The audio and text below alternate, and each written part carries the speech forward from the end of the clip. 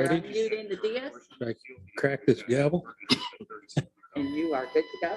Okay, good morning. Welcome to the County Facilities Committee meeting, February 28th, 2022. We'll begin the meeting with the approval of the minutes of the prior committee meeting. That was, not sure what date. That was January 25th, 2022. I have a motion. Motion by Supervisor Thomas, seconded by Supervisor Stroud. Any discussion? All in favor? Aye. Thank you. Okay, under good morning, Ryan. Under action agenda, new business items. Mr. Matt, do you want to start, or Mr. Hajos? Actually, we're going to start with Robin. Okay. All right, so the first one is a request for a playful grant. The rationale is runway 119 pavement markings. Purpose of the grant is to authorize the chairman of the board of supervisors to apply for and execute a grant agreement with the FAA and New York State Department of Transportation for the design and construction of runway 119er remarking project at the airport. This project, just for a little bit background information on it. This project came about as a part of our Part 139 inspection that occurred last year. Our safety inspector noted that our runway markings were showing signs of wear and tear. So she was nice enough to allow us to make it a recommendation as opposed to a requirement, giving us the time period to proceed this project. It is estimated to cost roughly $300,000. 90% will be funded from the FAA, 5% state funding with a 5% local match. So moving on to action item 2, if I can. Sure. To establish. Yeah, these 1, 2, and 1 and 2 pertain to the same thing. That is correct. I think that those, just those two.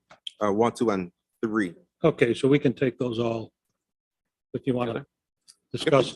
Sure. So request number 2 is to establish a capital project for runway 119er pavement markings. You have the project H414. We also transfer the local match of $15,000 to the capital project. And finally, number 3. Right? Yep. Any questions before I continue? No? Good. Item 3, new contract for the design, bidding, and construction administration of capital project H414. This will be a contract with McFarland and Johnson to assist with the administration and construction and design process of the project. There is an application requirement of deadline of April 11th. So McFarland and Johnson will also assist with that process. Very good. We have a motion. I'll move 1, 2, and 3. Thank you, Mr. Stroud. I'll second that together, yeah. Mr. McGowan. Yeah, but I do have a question. Sure. The work has to be done or everything has to be submitted by April? So the application for the grant has to be done by April 11th. So we'll submit a scope for the project as well as a justification for contractor selection. And then the work will go through the whole bidding process as well before we actually initiate later this year, hopefully.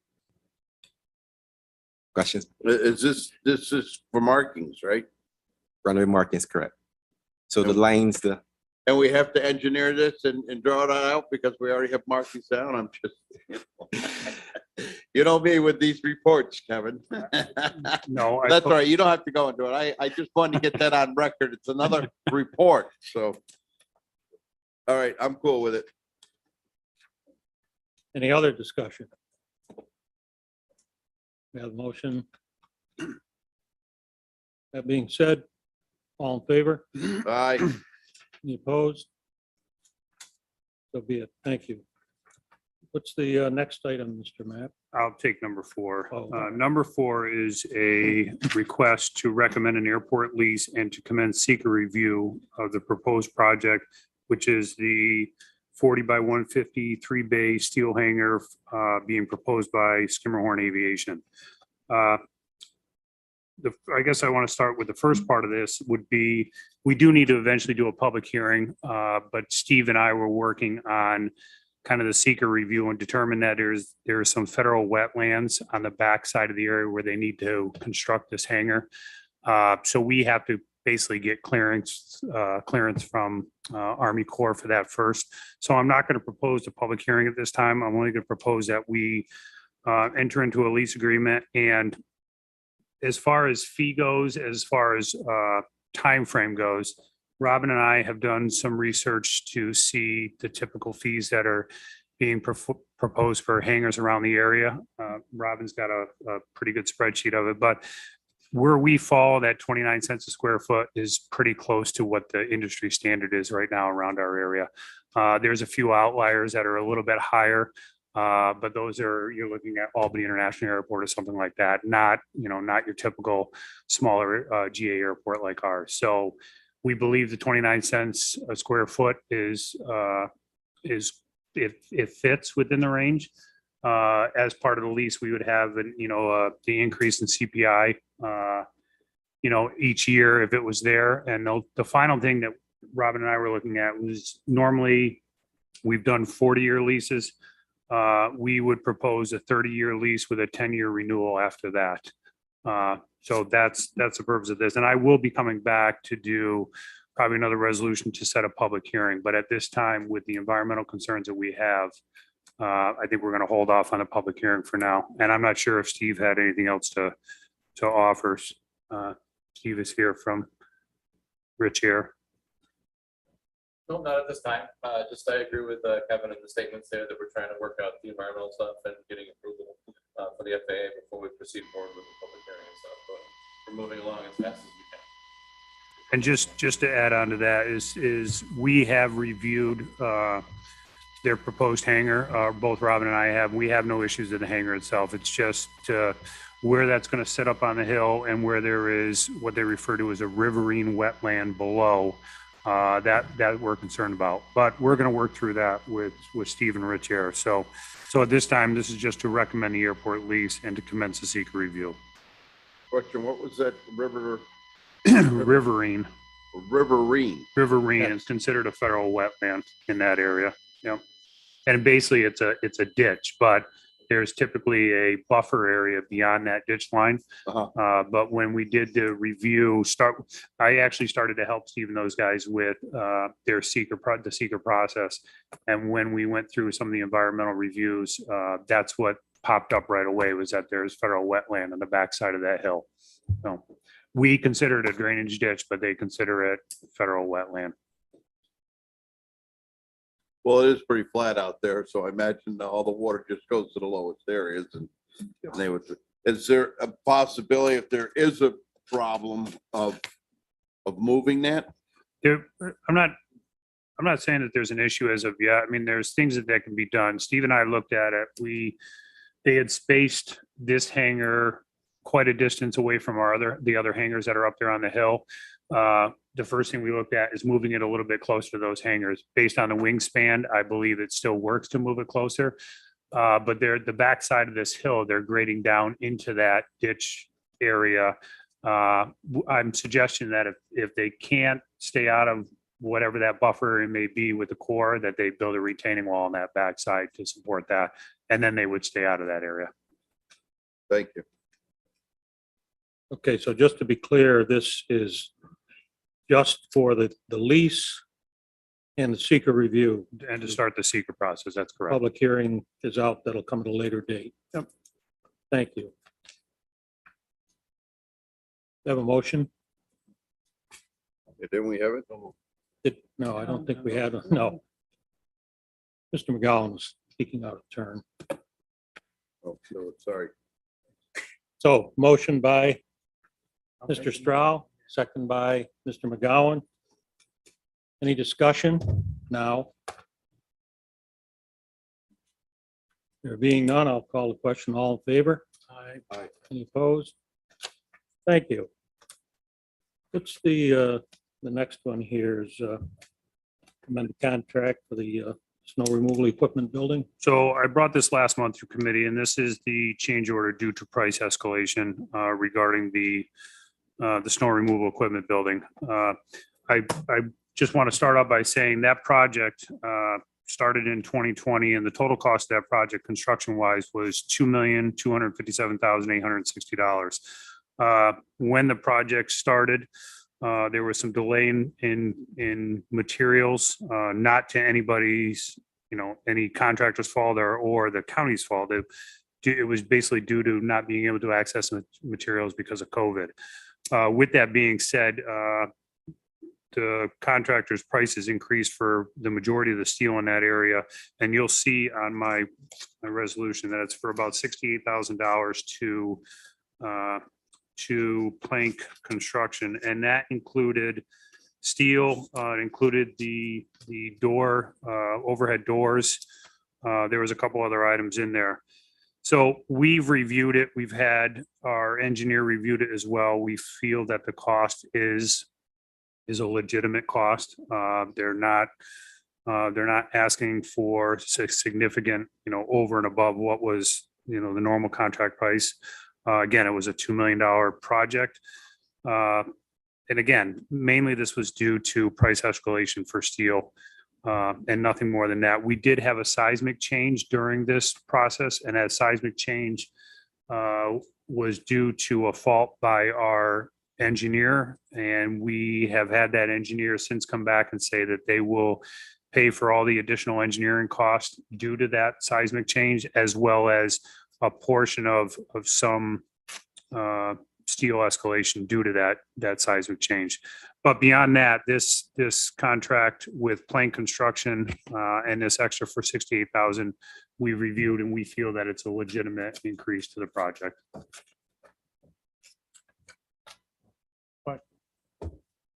You were first, I think, Mr. Stroud. A question, Kevin, this, and I understand, I got 2 building projects going too, but I've held their feet to the fire, but I understand this is a much bigger project.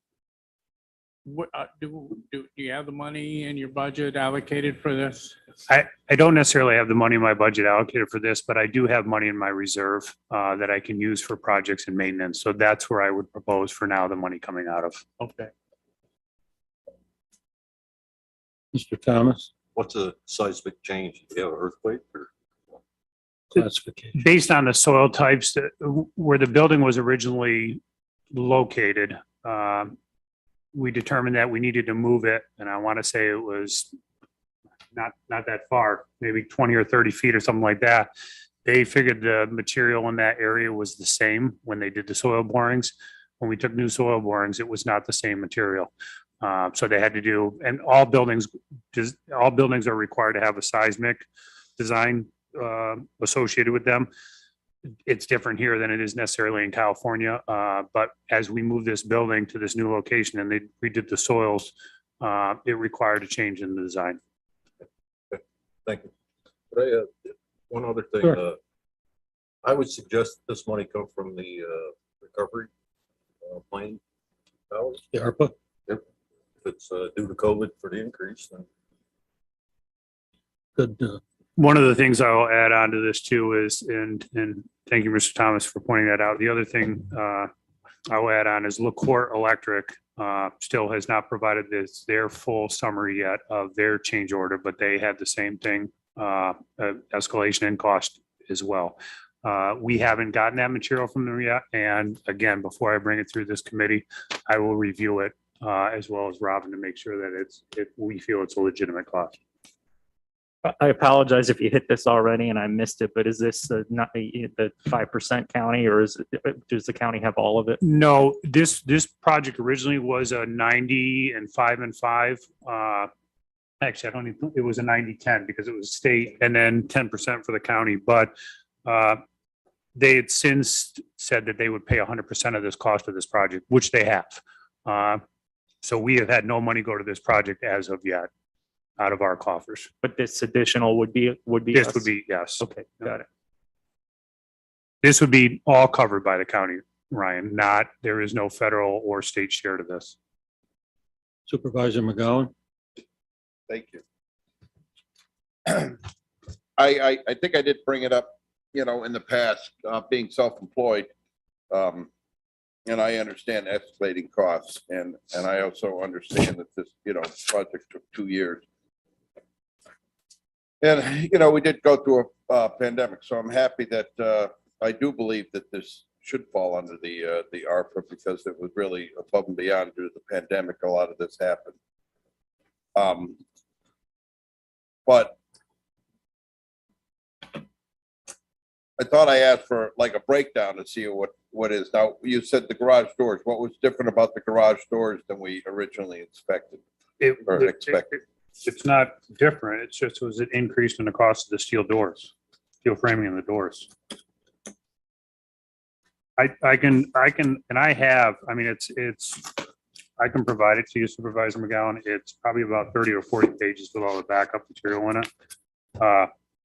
And I'm more than willing to provide it to everybody on the committee if they like, but anything that had any type of steel associated with it, there was an increase in cost. And I meant to bring it today, but I guess I left it there. But I've read through a couple different articles that, the anywhere from, 10% to 45% was increase, and steel itself was almost a 200% increase over the last couple of years. No, I understand that. I guess my concern is that, myself and a lot of the other taxpayers, of taking a hit during this pandemic of trying to, survive. Sure. I mean, we stand there with our hands up over our head when we're pumping gas now. I went from filling up my truck for under $100 to the last time it was $168. All right. I have to absorb that cost. All right. Somehow, and then obviously raise my rate. But I guess my question is that, I got to go to the taxpayers and say, oh, well, hey, geez, unfortunately, due to the increase of everything, we're going to be paying, $106 or $69,000 more on a $2.2 million project, due to the cost of steel, which is not that hard. But I see how here, we got an hourly rate amount, and it's just hard for me to go to the taxpayers and say, hey, look, well, it's your money. They need more money to survive. So I just want to know what kind of skin do they have in it? Do they eat some cost? But at least they were doing something while this pandemic was going on. And I'd like to see what the cost of this engineer for the seismic thing is going to be. That seems like it was a kind of a major screw up, which held up things. How long was that held up? It wasn't that long. It was corrected within 2 weeks, and their cost, which I have in front of me, was $3,700 for engineering. Whose costs? The SRA's cost, that they're going to eat that cost. But do you see where I'm coming from? That's a lot of money to sit there and say, oh, geez, due to increase we're off on our bid. So, Yeah, I mean, I have the option, sometimes I'll go out and I'll work for, and I'll make $100 an hour. Sometimes I'll go out and I'll make $50 an hour. Sometimes I go out and I'll be lucky if I make $5 an hour. I think, Frank Thomas can say that, being self-employed for as long as he was. You try to do your best you can, but for me, I would just like to know, what's the company doing to help us? We did carry them through a pandemic and grew. I was just hoping maybe, that just seems like a lot just to say, well, it was based on steel. I know steel took a hit, but it's like I said, my phone rings with cheese and crow. well, and to that point, Supervisor McGowan, we reviewed their initial proposal. They were almost up at $80,000. So now we've gotten them down to 68,000. All right. I'm not sure. I mean, based on the steel cost and the increases that they had, that I can reduce it any further. I will tell you that the seismic change resulted, and I'm reading it right from the letter from SRA, resulted in a change of 4 rods, increasing from size of 3/4 to 7/8 inch diameter, and resulted in some very slight increases in a couple of column plates. The net increase was a few hundred pounds of steel. But there, again, SRA is going to take on that cost, but we have reduced the cost that Plain Construction had originally proposed or submitted. Well, thank you for at least getting that on the record. I mean, I just want to show that we're trying. Yep. And that, you know, we're not just saying that we have an open checkbook. Thank you. Yep. So I'll make a motion to approve that. Hang on. So this cost increase is not all due to steel cost. This, the 68,000 is, yes, It is. that is due to the steel cost. That's Okay. correct. Thank you. Motion by Supervisor McGowan. Second by, did you have a question? I'll second it, but if this is negotiable, then I think we should only maybe give them 50,000, let them eat some of it. That's the, And I can talk to that. As I said, I've already talked, it's not necessarily negotiable. We went through their submittals and we took out things that we felt were not part of, you know, whether it was a time frame or something that they had submitted. Basically, we broke it down. It's due to steel increase and that's it. Well, our town has just gone through a battle with Western Star too about they tried to increase the price of the truck that we ordered. And frankly, we probably shouldn't pay them anything. We've had that same issue with some of our trucks and those were off of a bid. I mean, every contract that we always do maybe has some change order. There's no change order necessarily in that. This is the company that they dealt with, Seco, where they got the steel building from. They had an increase and it was in their contract to be able to, if there was a change in steel prices, that they'd be allowed to increase. So again, we've done it. We've negotiated them down to the 68,000. I don't think we're going to negotiate it any further down than that, but it was mainly due to steel increase alone.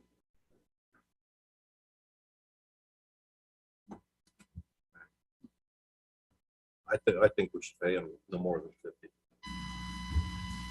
Stick to our guns. I mean, I agree with Frank. I'd second amend that motion, but you know, I don't want to you know, put Kevin in a hot seat. I can tell you what, I'd be happy to go back and say that this is all we're going to offer. My assumption is they'll take us to court for the entire amount of money. But that's fine. I mean, I'm more than willing to go negotiate and see if, but I don't think they will. As I said, we've already brought them down probably from almost 80,000 down to where we are now. I don't think that they're going to drop any further, but I'm more than willing to give it a try. so do we want, excuse me, just a minute. You want to table this pending Mr. Hajo's conversation with the contractor, telling them that it's the consensus of the committee that they only get 50,000 and see what happens? If they can tighten their belt a little bit more. I mean, you know, I believe this is why, sorry, Mr. I believe this is why we do have the ARPA money that's coming in from the federal, is to kind of offset some of these. You know, I guess my whole thing is that, you know, if say that $2.2 million project, they were supposed to make, 500,000 on, okay?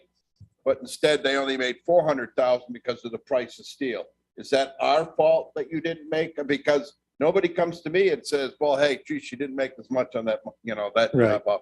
I'm going to give you a tip or a bonus, or, that doesn't happen in the real world. But, but I understand the price of things. And this is why I brought it up before. And I'm not really trying to be, it's a gorgeous building. I don't know if anybody's been out there. I mean, it is gorgeous. I really overall, I mean, even the gold finishes in the bathroom are just over the top, but I would just like to say, I haven't seen and I'm going to have to go on, what Kevin and his engineer said, but I would like to at least be able to approach the company and say, hey, look, the board wasn't too happy.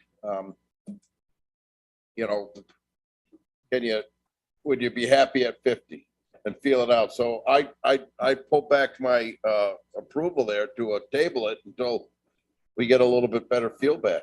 Okay, thank you, Supervisor McGowan. Supervisor Stroud. I think we got to keep this in perspective. It's a $2.3 million project. We're quibbling over $18,000, that I think this is a great suggestion that Frank made, that it be ARPA funded. It's perfect. It fits the category perfectly. It is a cost increase due to COVID and world affairs, directly or indirectly related to COVID. And it was 80,000, and you've trimmed it back to 68,000. I think that Kevin has done his due diligence. I trust him and Robin in their review of the situation. And I know it was a bid project, and when you bid a project, you know, you're competing with other people, so there isn't a lot of fluff and room in your construction and contracting prices.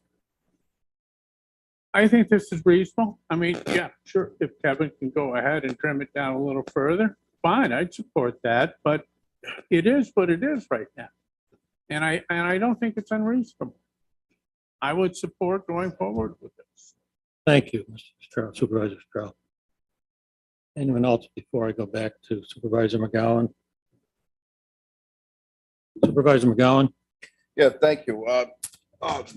You know, John's sentiments are right, but it's a little misleading in the wording. How do you say that? It's a $2.2 million job with originally 80,000. So do the math. All right. What is that? 30%? Over 30%, almost 40% increase, 40% increase on a project. I wish I could at least get a 10% increase on some of my projects. What? Hang on, excuse me. It's a $2.2 million. Right. And originally they were asking for $80,000 more. So what's $80,000 at $2.2 million? What's the percentage? That's about, well, 10% is, what, 22,000? 200. It's about 3.5%. So it's, yeah, All right. So do you see what I'm saying? So they're asking for like a 30% increase. 3.5, 3.5% increase. 3% increase. 3%. All right. So my calculator's a little bit bigger than your guys. I'm sorry. Carrying it over. But at 3.5%, well, actually, that's not that bad then. Okay. all right. Are you sure? Yeah, yes, I am. Okay. Mr. Mapp, And just as a reminder, this project is 100% funded as opposed to a 90-10% match. So instead of having the county pay the 10%, it's 100% funded. So the 3% is still, in my opinion, acceptable. We did work extensively to get them down from the initial 80,000 with justifiable costs. Thank you. thank you. Before we go any further, I was just going to ask if Administrator Moore or Attorney Terwilliger had anything to add to this discussion? No, I would only request whatever you do, whatever amount you want the superintendent to go for. If this is also a referral for consideration tomorrow for the ARPA committee, I would just ask that you do that separately so we can add that to the agenda. So you want the amount separately? Will, if you want it referred to the committee and we haven't decided on an amount yet, we can include that in the discussion. But if you do want to decide on an amount today, we can do that too. Okay, thank you. Supervisor McGowan? Okay, I would like to make a motion to move forward in paying this and add on to that motion to forward this on to the ARPA Committee, committee for payment. does that work? Sure. Second? Any other discussion? Anyone? I'll support it, but I don't think this is, first of all, it's not, did the other bidders get an opportunity to raise their steel prices?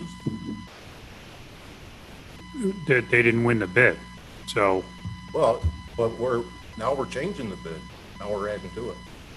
and we would change bids on every single project we normally do. We usually have change orders on a project because it's an unforeseen condition. This was an unforeseen condition because of steel prices escalated.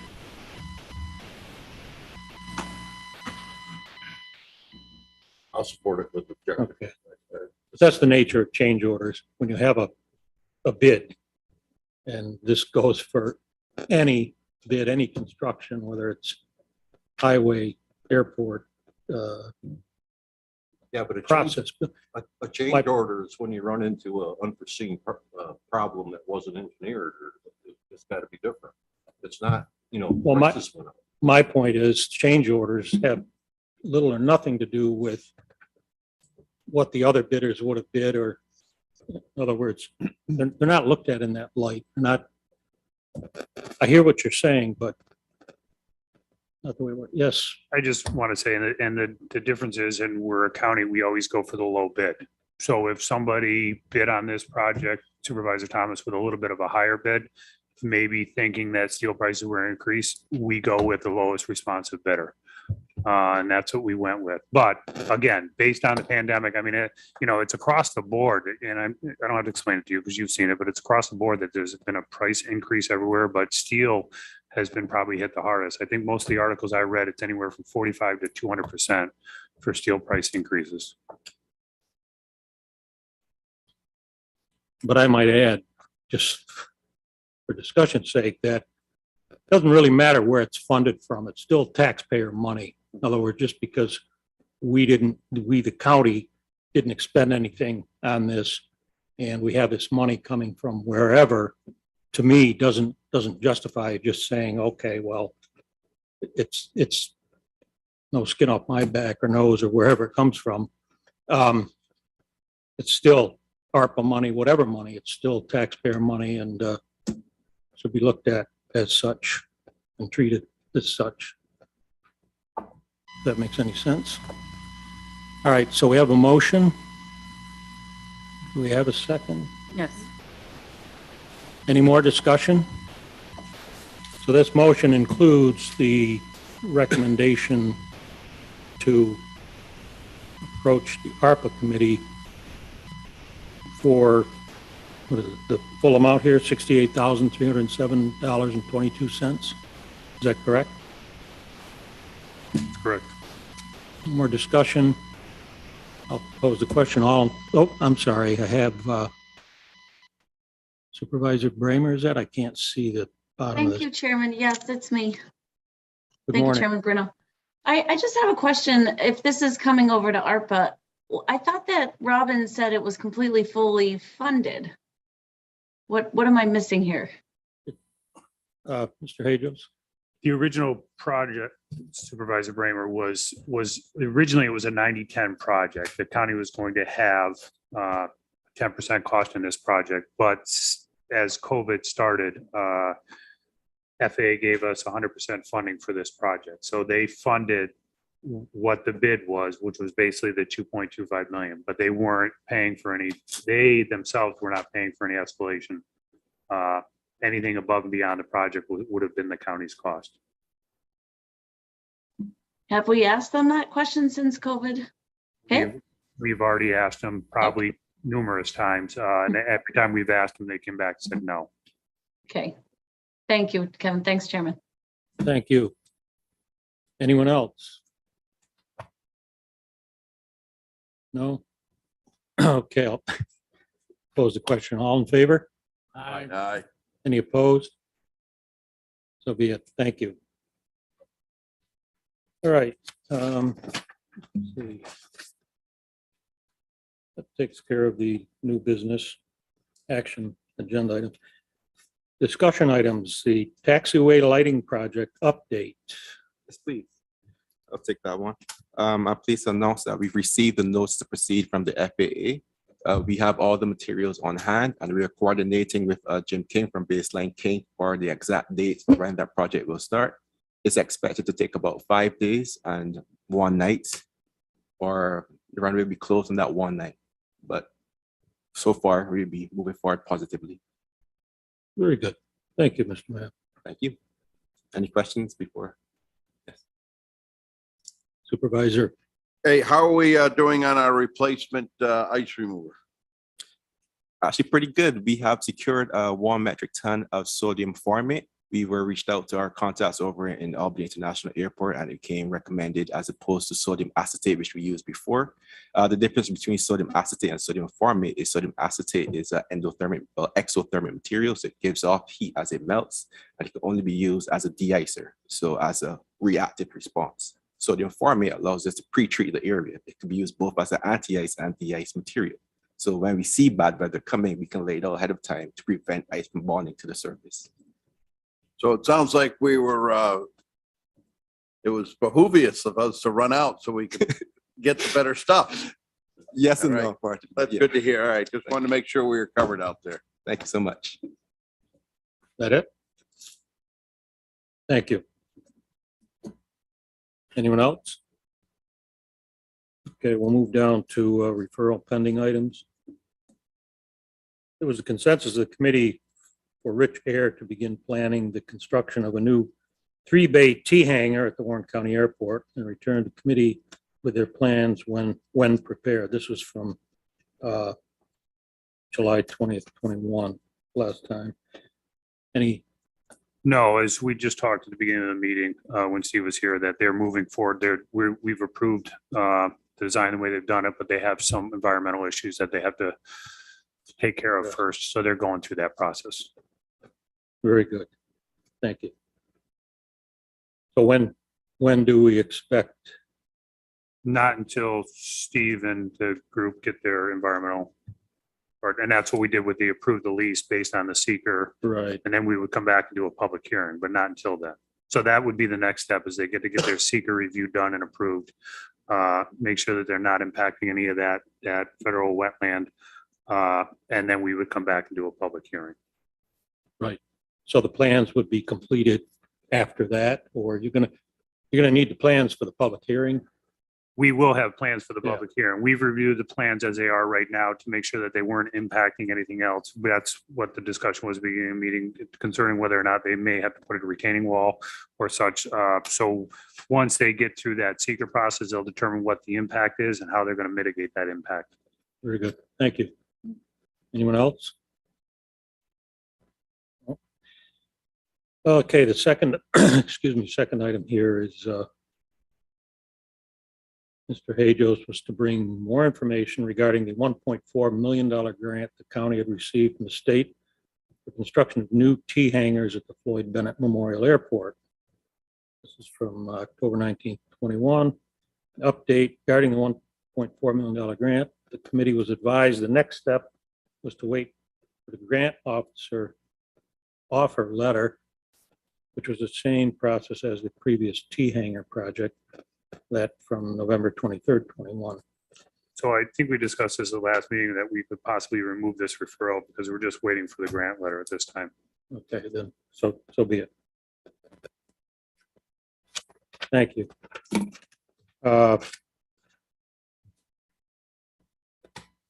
Mr. Lehman, is there anyone in the public wishing to comment here? Hi, Chairman Bruno. No, there's nothing on YouTube at this point. Very good, thank you. Then I guess we can move on. Thank you, Mr. Mapp. Okay.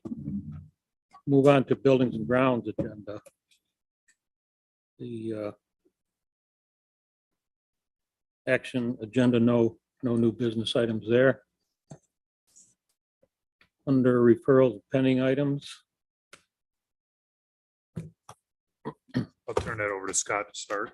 Okay, We doing discussion items or? yes. Jump. Number one was discussion to continue.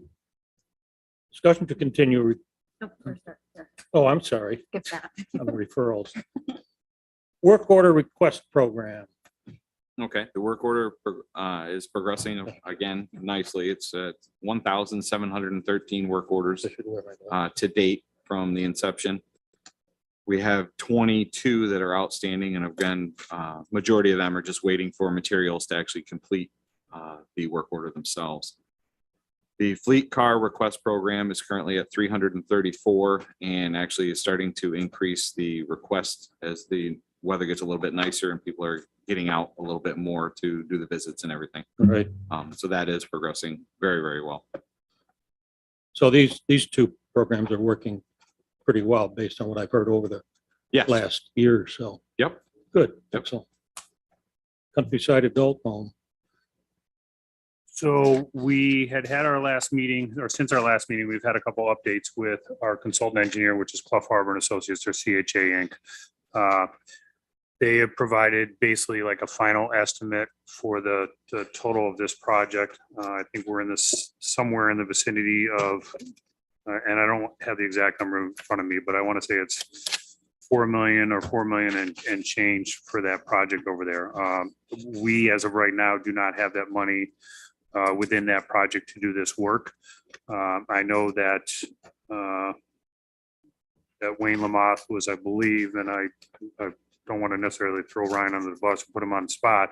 I believe Wayne Lamothe was coming to the ARPA meeting tomorrow to discuss the extra cost. I look back and the original Beardsley estimate that we had for Countryside, and then I look at CHA's. I mean, Beardsley's cost when they did this 3 years ago, they were pretty much spot on. But with the increases in other costs, including that we discussed earlier with steel cost, and a slight increase, these numbers aren't any different.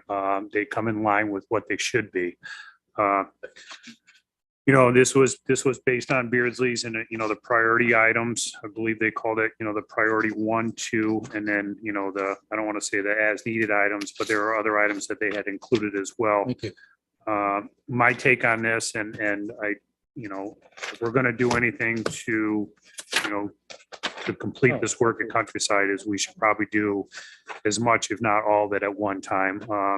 This will be, that work hasn't been taking place on that building in over 40 years. We get this done with this funding that's needed for this, and we won't have to maybe touch that building for another 40 years. So again, I think Wayne Lamothe is going to bring it to committee tomorrow for their ARPA committee and discuss this a little bit more in detail. And I will be there if needed to discuss some of the final details on that project. Thank you. This, if I missed it, what was the update for the Warren County Soil and Water Conservation regarding that grant? So the referral and pending items, the first one is discussion regarding the changes in the front entrance. So based on actually back in October or back in December, we were waiting to see if we had received the grant. We got word back in December that we did not get the grant from Soil and Water, but we still do have money from the court project to do some of this work, which was initially proposed for that. So what I've provided all of you today very quickly is 4 figures on those 11 by 17 sheets. Figure 1 is basically the existing condition of what the front of the county center looks like now.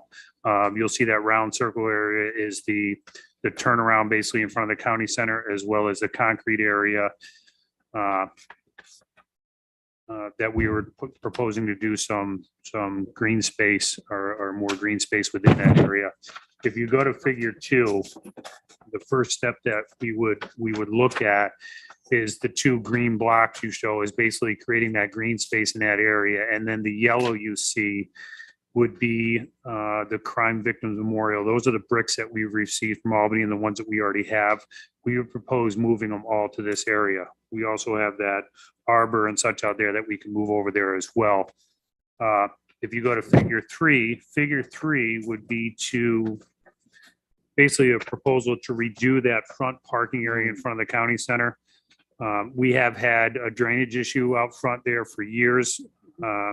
We would propose, and we've also had a lot of potential conflicts of traffic coming in. There's no stop on the ring road for cars going out onto Route 9.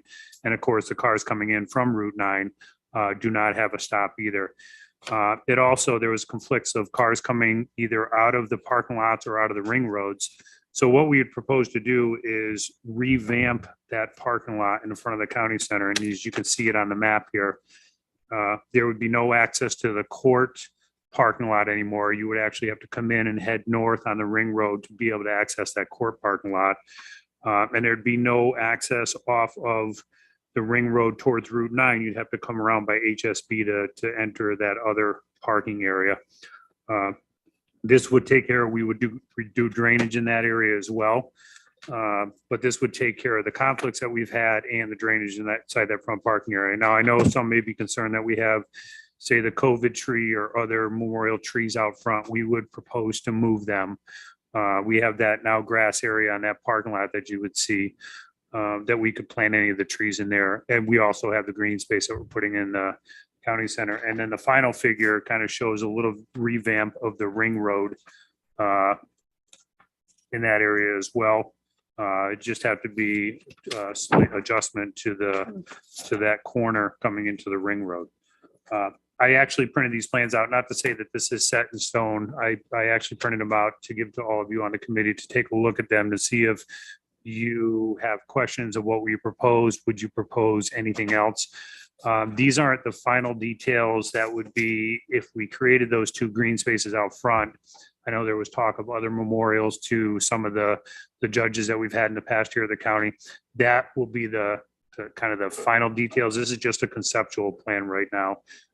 And again, I would ask anybody on the committee to take these plans. If you see anything that stands out as being, a question to you, why are we doing this? I would definitely ask you to kind of mark these up and get them back to me, or we can discuss the next committee meeting. But this was just kind of a conceptual plan of what we were thinking on the front entrance to the county center. Very good. Thank you. Is there a net increase in the parking? There is an increase in the parking. I want to say probably by about 30 spaces in that area. And it'll provide all the supervisors being able to park right out front, come right in the back door, right in the front door. Kevin, Administrator Moore? thank you. Kevin, we've talked,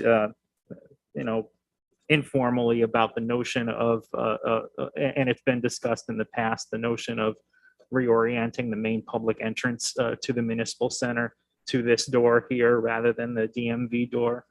If we were to do that, would this parking plan be sufficient, or would you recommend we add additional spaces to it?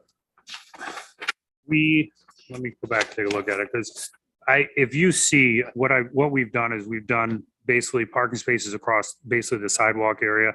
And then we have the double parking spaces out front. We had originally, when my engineering staff and I were looking at this, we had created another entire row towards the ring road. So we still have the option of being able to put another one in there. So if we were to propose that front end be the entrance to the county center, we could add another whole row of parking along that edge of the ring road in that area as well. So talking about the west side. That's correct, the west side. Yep. Where you see a lot of that green space, we could just put more parking spaces in there. Thank you.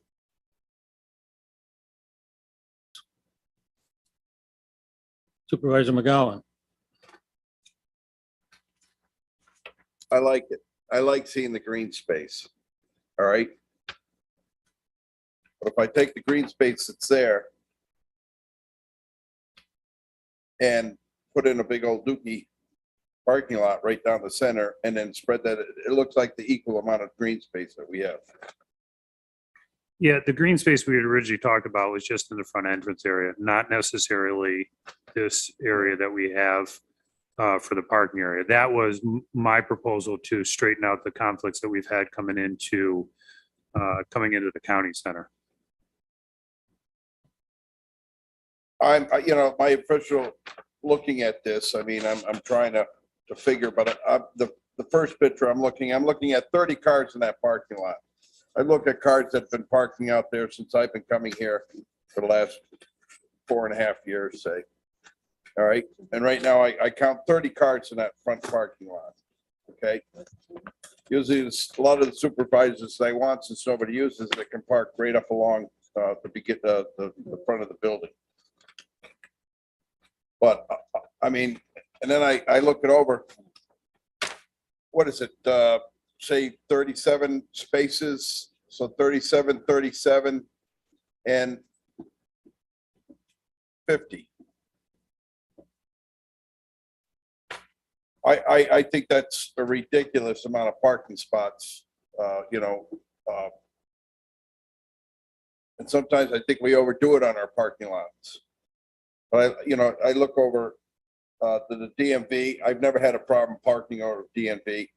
Also talking about making the front entrance, the main entrance into this building. I mean, we were just talking not too long ago about the safety of people walking through the building. And now you want people to walk all the way through to go all the way over to DMV. The majority of the traffic that comes in over there to DMV either goes to DMV or to records or the treasurer. So I don't know why we want to put all those people going through our front door, walking all the way across through our buildings. All right, when the majority of the people just go to those three offices over on that side. So I like the fact of having the green space. I'd like to see some more green space and a little less parking. I don't think that we need the 130 spaces over there. I keep trying to count them, but I lose track. Well, in the proposed, Let's say 120 spaces. I mean, 120 spaces compared to 30 cars that are parked over there. And you're saying it's only a couple more? I mean, I'm looking at the spaces that will be over there since there's really no lines. And if we get everybody to speak, even if you put 60 cars over there, all right, or 70. But I don't think we're going to get that many more cars to park over there. Because what is your destination over there? I don't know what the destination is over there. That was something There's that nothing. Ryan had asked for the front center. What I'm telling you is based on the parking spots that are there now, and that includes the ones that are slanted that I believe like Pam Vogel parks in every day and such out front, that smaller area where the Crime Victims Memorial is right now. There's about 50 or so, maybe 50 to 60 spaces in there, and the proposed would be about 102.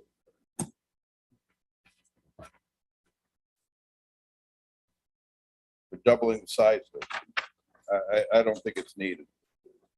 I would like to Well- be able to have, I'd like to keep more green and keep it if we need more spaces to go on. This is something that, we do at the Queensbury planning is, hey, look, our parking lots have gotten out of size. The biggest, boondoggle over there was the Kmart because it was the first big superstore that was coming in. So the tumbleweeds blow across that, and that was huge. So I'm a fuse at it and say, hey, why don't we block out some space? But, your business feels you need 30 spots. The town of Queensbury says you need 50. Let's go with 30, 35 spots. But we block out a section that says, all right, if we need to expand, we can expand it. But I would like to see, I mean, it's such a beautiful building out there. I would prefer to see more green and trees than parking lots that we have to plow and keep empty and maintain. Superintendent Hayes. I just wanted to add, as I ended my conversation of talking about these, this was for the committee and the staff to review, mark up, get something back to me. And then, if you all can come to a consensus. So I'm just trying to make some initial conceptual plans of what we're going to do out there, or what we could do out there. Supervisor Strahl. Thank you. Yeah, that's understood, Kevin. I mean, you gave us something to start working with, and I do agree with Brad in that, if we don't need the parking area, let's not put it in now. We always have the green space. We can always grow to it. And I'm sure I'm not the only one if we're looking at rearranging things in that area. The entryway to Warren County is less than desirable. There's a lot of potential conflicts there. I mean, when you come in straight and you want to take a right, you're dealing with the cars that are ramping in, northbound cars off of Route 9. Or if you're coming and you're southbound, but your intention is to get over to here, you're gonna, the cross traffic, the arrangement there. I don't know what the accident record is there, but I've always get nervous there, no matter how many times I've been here. Perhaps that could be looked at. Thank you, supervisors. Is that it? But I echo the same sentiments, and I thought rather than involve the committee's time here, I'd get together with Mr. Hajos for a few minutes and look at that, because as you're alluding to, when you come in, when you're northbound and you come in that a kind of a merge lane, that lane that comes off Route 9. And then if you're coming the other way and you turn in and it's more of a straight shot, when you get to a point, we need to have better control there. The one that says, if you're coming northbound around, you can only turn right. And the person coming in from the other direction, can turn left or so. I'd just like to take a look at the controls with you and discuss that. Yeah, and I don't want to beat a dead horse, that there is traffic conflicts out there.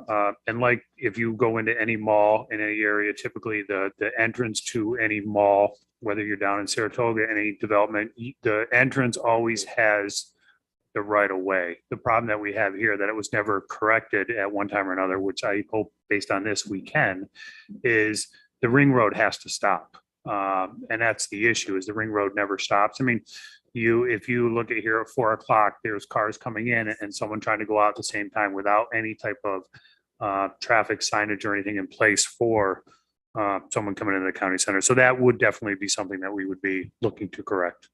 Good. Like I said, I'd like to get together with you for a few minutes sometime.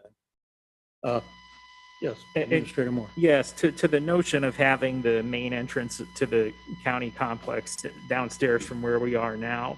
Yes, it's not ideal from a number of perspectives, but the reason to consider that it would be for security purposes. If we ever made a decision to enhance security in this building, which has been recommended to us by our consultants, that entrance would be a better place to do it than the DMV entrance.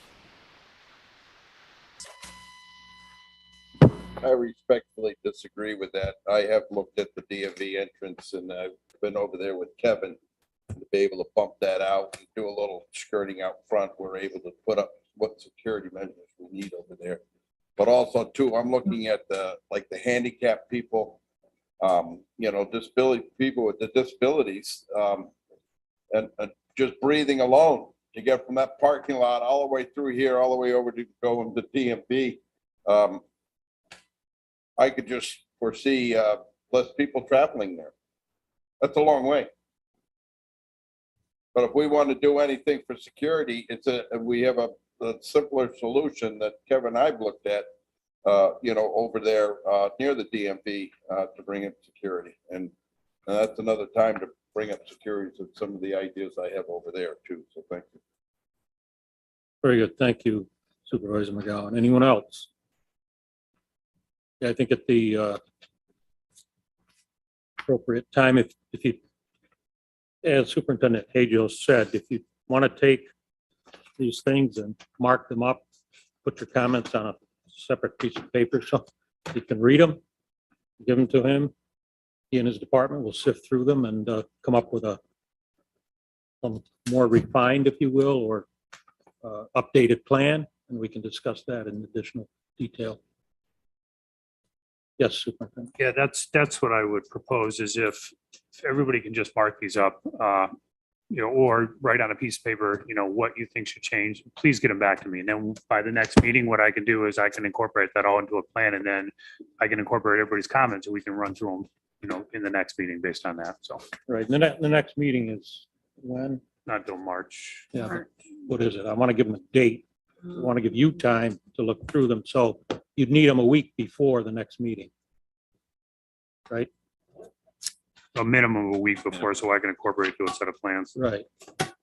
March 22nd. March 22nd. So you So tell us what the board meeting is the 18th, so I would need them before the 18th so that I can get them to this staff and they can put them inside my agenda to be distributed at the board meeting. Okay. So what date for you? I would say by Tuesday of that week of the 18th. 15th, right? The 15th of March. Okay, so comments, notes, etc., are due to Superintendent Hajos by March 15th. Otherwise, your comments will not be included in any modified or updated plan.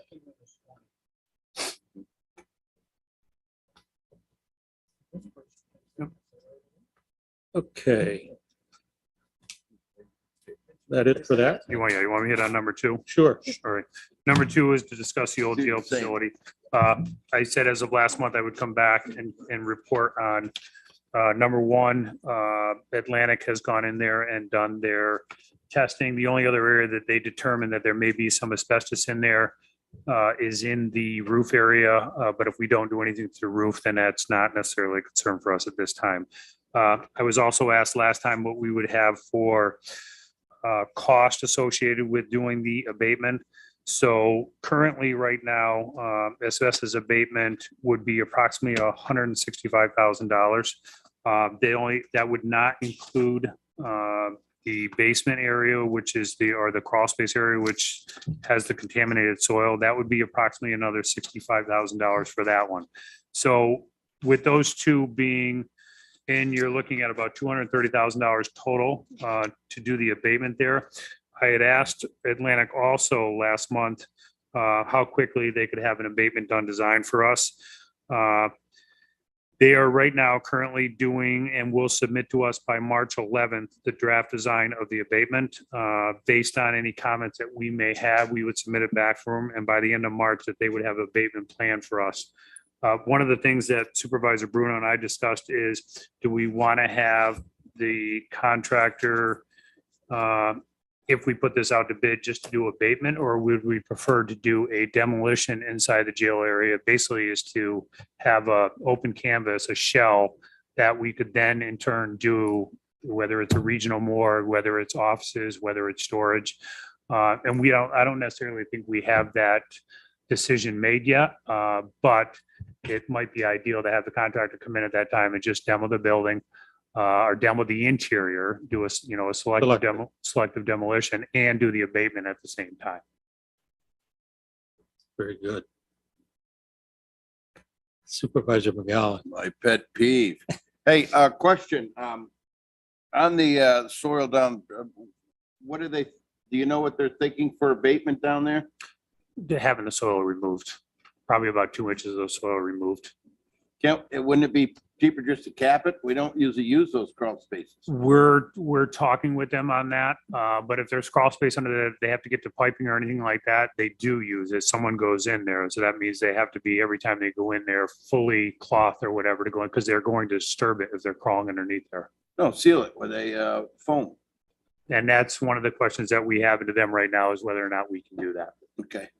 The other thing, it really sounds at the same time, if they're in there doing abatement, I'm sure one of the abatement is probably the lead paint on all the jail cells. So I would say it would probably be behoovious to look into abating it and demoing it all at the same time. So whatever we can get in and out of there, because what's going to happen is they're going to come and abate everything, and then we're going to start removing things. We're going to be starting the process all over again. So we might as well, I think we ought to look into not even beating around the bush and going right in there and doing both at the same time. That would be my recommendation, because you know what's going to happen. We're going to have it abated, and then we're going to have to come in and demo it. And then now you're going to be moving stuff couldn't be abated because it was behind it. You know what I'm saying? So why don't we just do it all at the same time? That's my thinking. Superintendent Hajo. Yeah, and I just would, it will be abated in its entirety. They won't leave anything behind, even if we were to go that second route of abating it first and then coming back and doing a demo later. I prefer to do it all at one time. I think you'll get a better, based on the project going out to bid. I don't have an exact number on interior demolition yet. I'm going to say somewhere in the, $100,000 to $200,000 range, depending on how it is to take the material out of there. One of the things that we would have to look at before we would do those demolition plans, which I can get started on there, we haven't gone that route yet because I haven't gotten a kind of a green light from the committee, is just what structural elements need to remain in place. So, as I say, an open shell, it's not going to be the 4 walls and the roof. There are some column supports within that, which when they do when we were to go do demolition, those would have to remain in place. And that's what I haven't gotten necessarily the green light from committee to go to that stage yet. But if that's the next step that the committee would like me to do, I will definitely move in that direction.